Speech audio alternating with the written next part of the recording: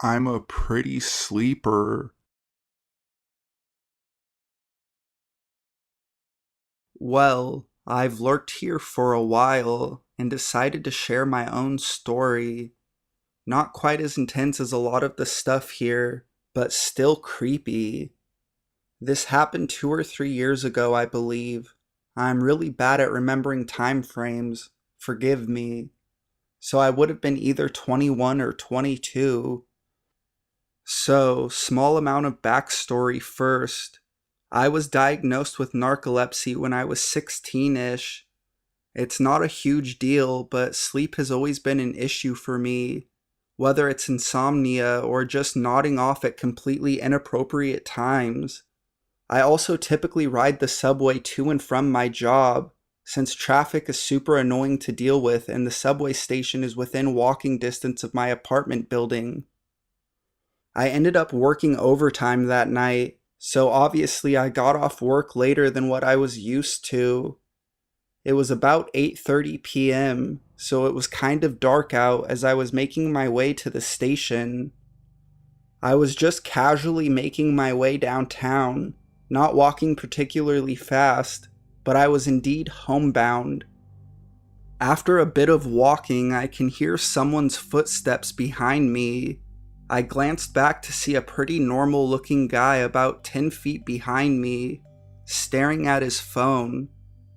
He looked to be around his mid to late 20s, was clean, and was dressed up nicely. Not anything super fancy, but it was obvious he wasn't poor. I didn't think much of it and just assumed he was another person walking home from work. After I noticed he'd been right behind me for 2 blocks now, I decided to try changing up the route I was going, just to make sure nothing weird was going on. He could have been heading to the subway just like me, but I wanted to be safe. During the last block there, I purposely made an unnecessary turn that pretty much just led in a loop back around to the station, rather than straight towards it, and he went right along with me.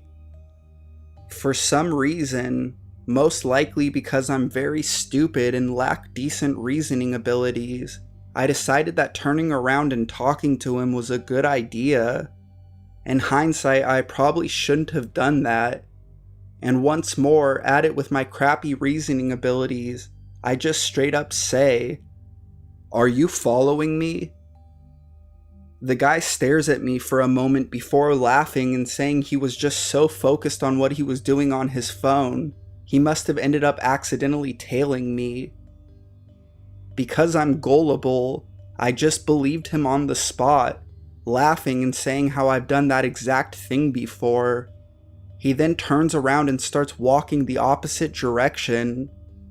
I make it to the station safely, wait a little bit for the train to arrive, and then take my seat. It wasn't very crowded inside, probably because it was a weekday and was now somewhere around 9 p.m. I headed straight for the seats that were off in the corner away from the other people that were there. As I'm waiting for everyone to board so the train can leave, guess who I see walk in? Yup, the guy who was following me earlier. As he walked in, he looked right at me and took a seat relatively far from me. I didn't think much of it, because he could just be heading home as well. After a few minutes, I started getting really tired, and you guessed it, I accidentally fell asleep in my seat. I really need to start carrying raw coffee grounds with me or something. I couldn't have been asleep for more than 10 minutes or so before I woke up though. But when I did, it was the creepiest thing. The guy from earlier was now sitting directly across from me, and he had his phone held out in front of him, obviously taking pictures. He jumped a little when I sat up straight, and proceeded with my very eloquent response of, "Whoa, what the?" Now here comes the worst part. He didn't even try to hide that he was taking pictures of me, and instead he looked me right in the eyes and smiled as he said, "I'm sorry, you looked so pretty sleeping." I wasn't really sure how to respond to that, but was creeped out to the max and told him that he needed to delete the pictures he took right now. He apologized and then tapped on his phone a few times. Looking back on it, I should have demanded that he show me his phone to prove it. He could have just faked it for all I know. I got up and moved to a different seat, but he just sat there staring and smiling at me the whole time. Luckily, he didn't try to follow me anymore after that, but what he said, in addition to him waiting until I was unconscious to move next to me and take pictures of me, still gives me major heebie-jeebies.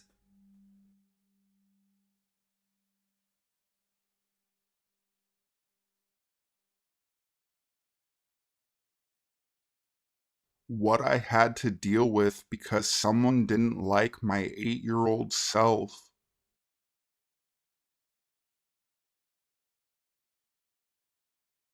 When I was 8 years old, I spent most of my free time playing in the streets near my house. I had a few friends from school who lived nearby, so I was always with them whenever I was out. Our group was made up of myself and my friends, Jake, Mark, and Carl, although there were usually other people with us. Everything was great and I never had any problems. We would frequently do things we shouldn't have been doing, but we managed to stay out of trouble. Some pretty strange things happened to us on occasions, but nothing stopped us and we always felt fairly safe. This was the case until the day I met Chris. He was 18 and lived on the same street as Jake.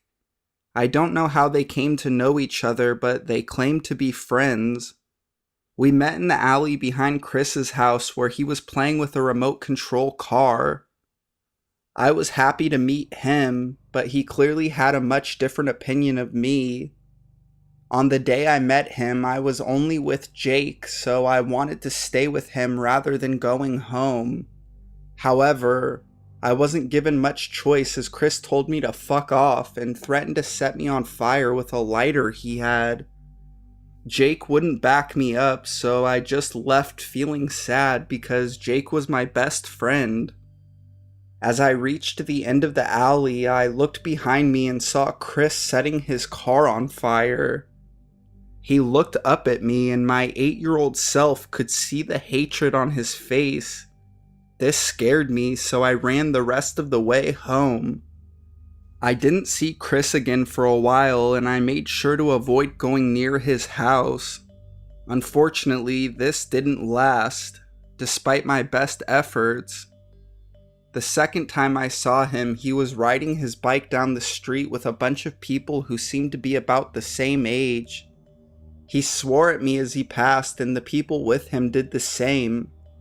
Every day he did exactly the same thing, but he and his gang would chase us down and crash into us. Every day I would have new tire marks on my legs from where I was hit. For some reason, Chris had decided that he would terrorize and bully all of the kids in the area. I stupidly decided to continue as if everything was fine and didn't tell anyone about what was happening. Things continued to get worse, and in one encounter with Chris, he chased me down the street with a sledgehammer and threatened to kill me if he caught me anywhere near his house. For some reason, this still did not deter me. Not long after that, Chris attacked me with a whip and forced me to carry large stacks of bricks and build a ramp for him to jump his bike. Although on this occasion he stopped whipping me and decided to help me build the ramp before telling me to leave. On another similar occasion, Chris whipped me and forced me to walk a mile carrying a radiator. I don't know how Chris was never caught for doing this, but somehow nobody ever saw him or tried to stop him. I would have tried to run, but I wasn't exactly the fastest and he would have caught me easily, and things may have been much worse. To this day, I still have scars from that. After that, I was near my friend Carl's house and unintentionally interrupted Chris and his friends trying to set some bushes on fire. They chased me with homemade flamethrowers and almost set me on fire. I managed to escape unscathed, but things didn't get better. A few days later, my dad's car was broken into and things were stolen. He threw rocks at both of my parents and even threw one through the window of my dad's car while he was driving. We kept calling the police on him, and when he threw the rock through my dad's window, my dad threw it back at him. Most of the time, my parents were caught completely off guard by his attacks, and it's a miracle that nobody got hurt. Chris and his friends kept terrorizing me, my friends, and my family. I was finally left alone when my granddad caught one of Chris's friends chasing me on a bike. He knocked him off his bike, grabbed and threatened him. I never had any problems with Chris after that, but he kept treating everyone around him like shit. A few years later, I heard that he was arrested after a police manhunt and his family moved away. That was the last I heard about Chris, and it has been about a decade since the incident with my granddad. I'm now 18 and Chris will be about 28, but I still never want to see him again. The only thing he ever did for me was give me a story to tell people about how weirdly dangerous my life was when I was 8. I don't know why he was the way he was, but I don't care. I just hate him.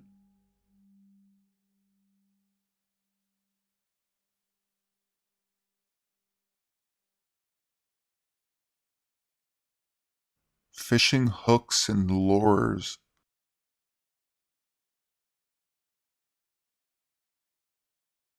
This went on over the course of a year, with the last incident taking place in December of 2016. I used to own this green 1998 Toyota Camry. It was my grandmother's until she gifted it to my parents, who eventually gave it to me as my first car.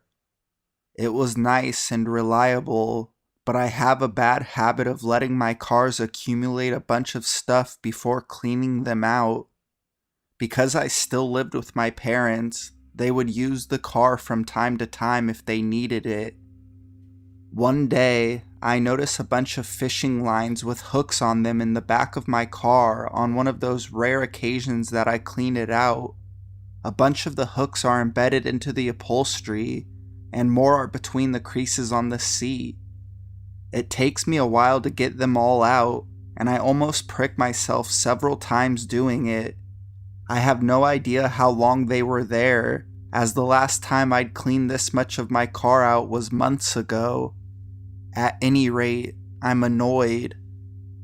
At first, I thought my dad had put them there, as he had recently used my car to transport a bunch of old junk for a garage sale. I asked him about it, but he told me he's never seen any fishing hooks or lines in any of the old stuff of ours, and nobody in my family even fishes, so it wouldn't make any sense for us to have it. He's also the only other person that has used my car at all in the past year or two. I'm the kind of person who locks up everything, every night.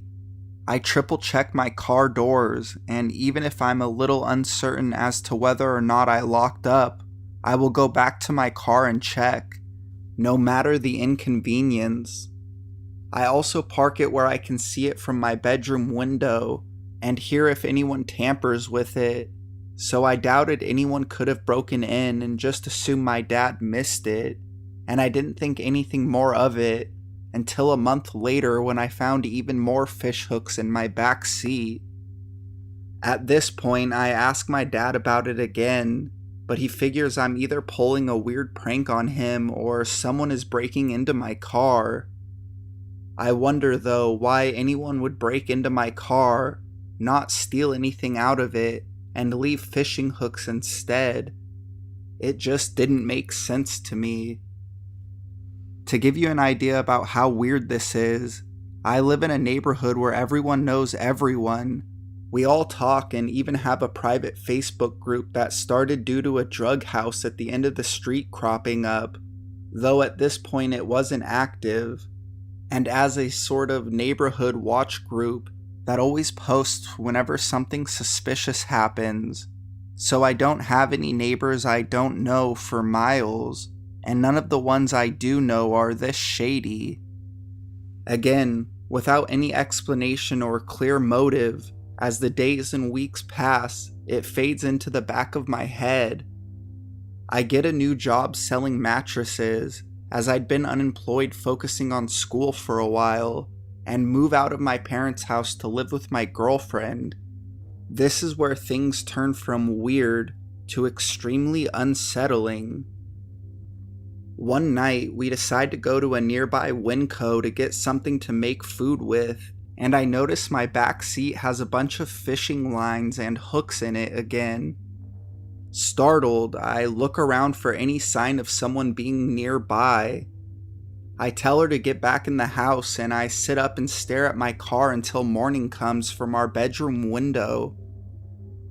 After triple checking every door and window to ensure they were all locked, but I don't see anyone or anything, I get ready for work and she gets ready for her college courses, and we leave. The store I was working at during this time had a weird L-shaped design to it, with 2 different entrances and a cafe taking up the space between them. There was one entrance that was easily visible from the front desk, and another that you would have to get up to go see. As I was closing up the night shift after the last incident, I go to turn off the open signs and see in the center of the obscured hallway an entire roll of fishing line, coiled up, but some of the line leading to the door where a pile of hooks sat. I had no customers that day and never heard the door alarm go off. I then noticed someone had turned the door's alarm off, but neither I nor my coworker had ever tampered with the device before then, and it was behind the front desk. I was shaking. Someone had been stalking me and leaving these lines, but I had no idea what to do. Call the police? Other than the fishing lines and hooks, there was really nothing to trace back to anyone. My store had no cameras, and corporate would never agree to installing them. Neither my family nor my girlfriend's could afford security cameras either. I figured the best I could do would be not to appear as frightened as I was, in case whoever was doing this was watching me.